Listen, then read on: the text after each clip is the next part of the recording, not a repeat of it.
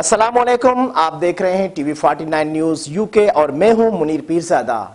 आइए आपको ले चलते हैं आज की खबर की जानिब। रायवंड तबलीगी मरकज के बाहर दुकान में आग लग गई। आग के शोले आसमान से बातें करने लगे।